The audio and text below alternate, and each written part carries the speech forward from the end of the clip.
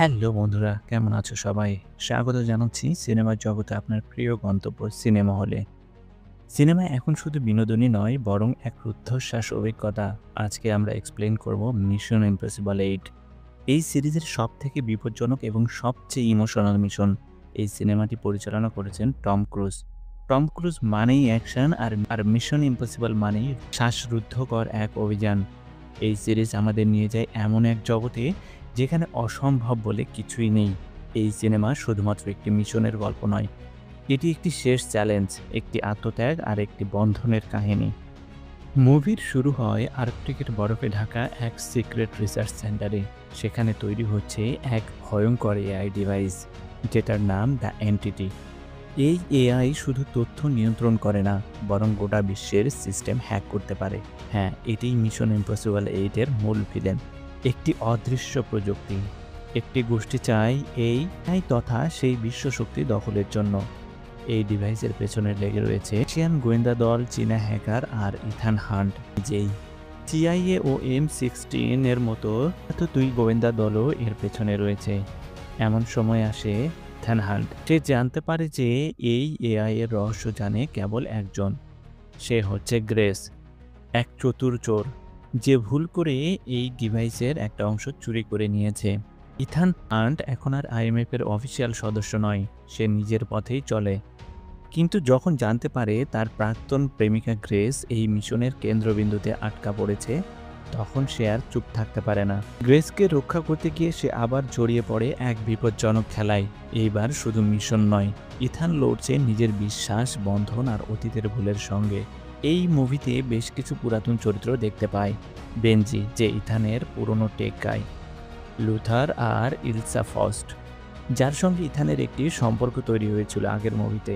আর এই টিমটাই এবার গড়ে তোলে গোপন mission to vanish the entity.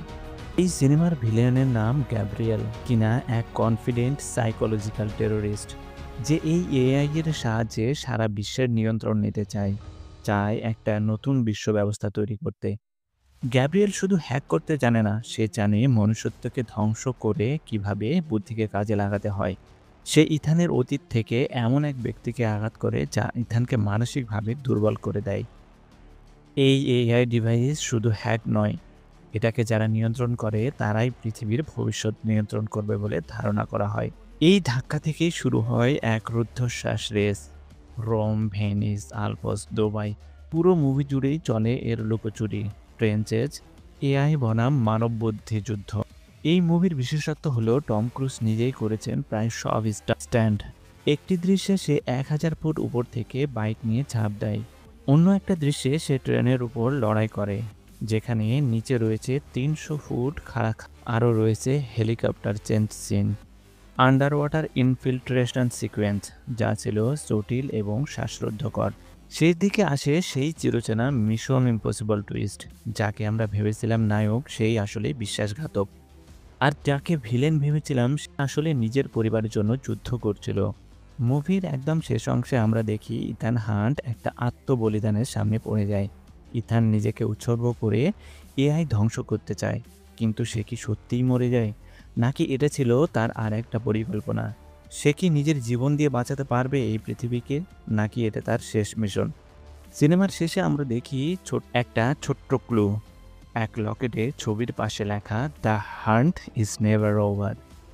Mission impossible 8 শুধু একটি অ্যাকশন মুভি না, এটা ইথান হান্টের চরিত্রের গভীরতা, বন্ধুত্ব, ভালোবাসা আর ত্যাগের গল্প।